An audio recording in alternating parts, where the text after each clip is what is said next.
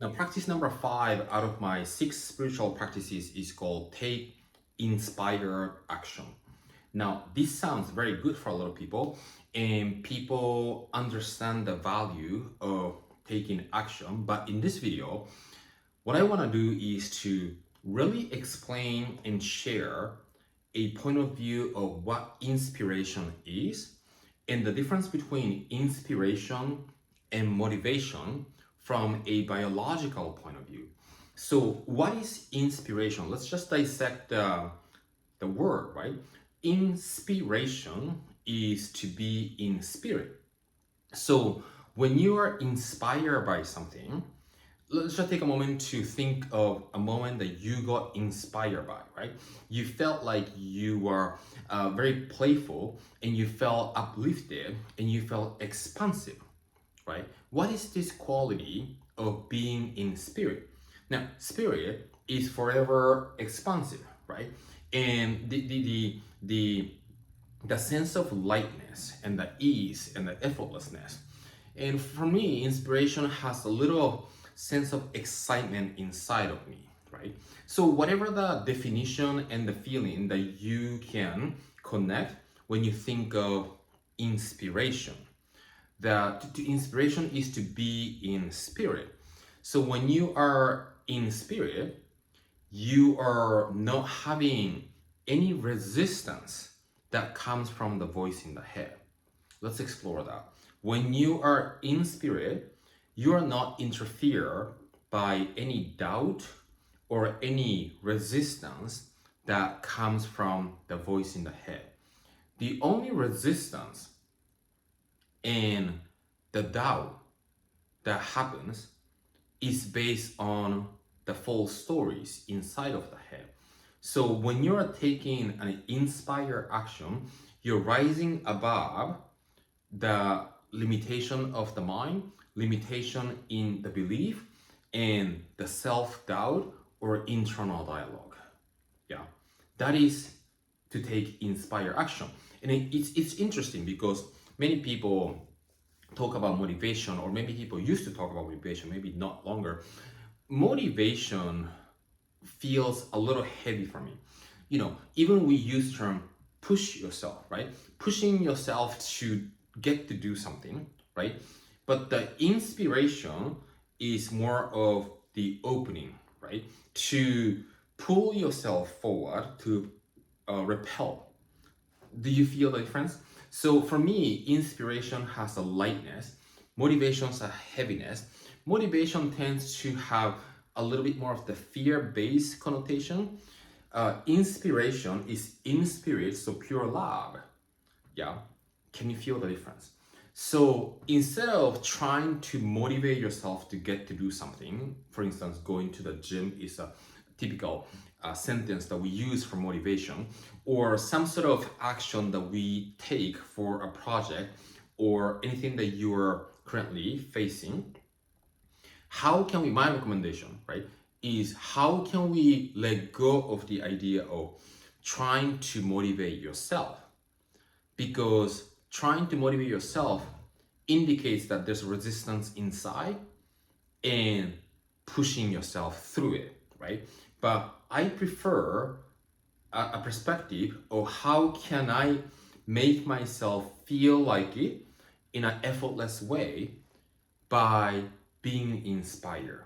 Because the thing that we want to do is never the blockage or what's in the way. The perspective that we're standing, that we're choosing to see that activity is making us even either heavy or light.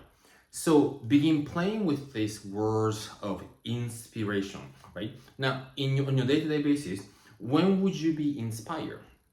Like for instance, for me, like reading different spiritual books like Neville or Don Miguel Ruiz, or maybe listening to a little bit of Abraham Hicks, or actually, to be honest though, I actually listen to myself, my own YouTube video, making it a little bit 2 times faster, often, all the time, or even different programs that I created. I listen to myself, and it gives me a sense of expansiveness, which is a good sign, right? So the idea that I'm presenting is all about getting in touch with the spirit and getting in touch with the divine version of self that gives you a sense of expansiveness. So the more you engage in this material, the more you can feel expansive and give you a sense of inspiration. What are the other things that allows you to feel expansive? If you're an artist, you go to an art show and you might feel inspiration. For me, it's interesting.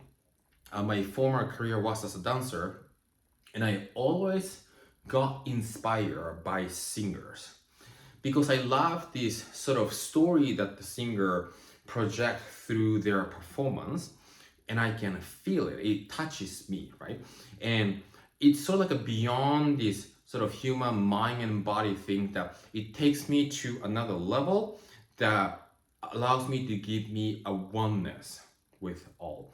So inspiration is to be in spirit, and when somebody is performing like singers, at that level, the person is actually coming from it, or the God consciousness or the infinite intelligence is expressing through them, and I can feel it.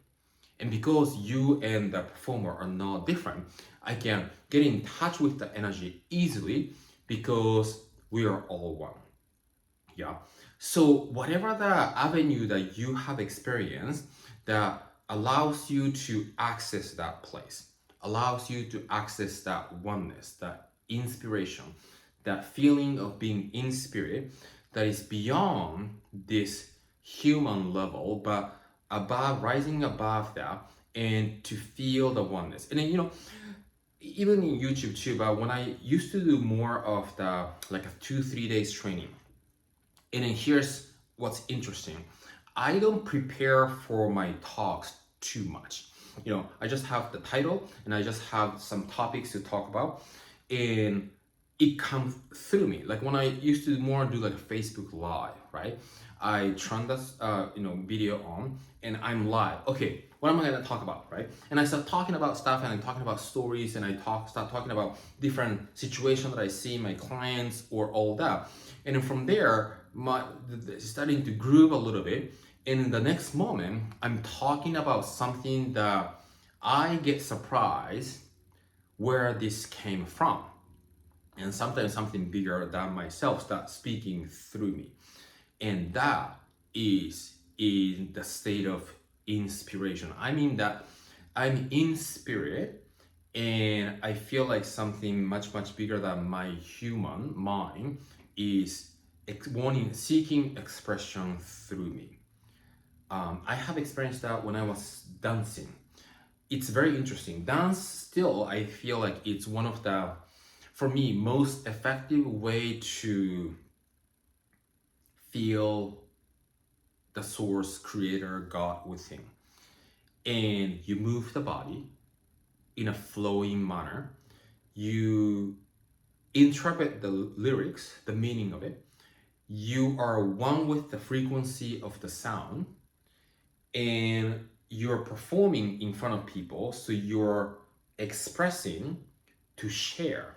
And then if you're dancing with team, you are collaborating and synchronizing that expression with others. Yeah, can you see this is a multi-layer thing?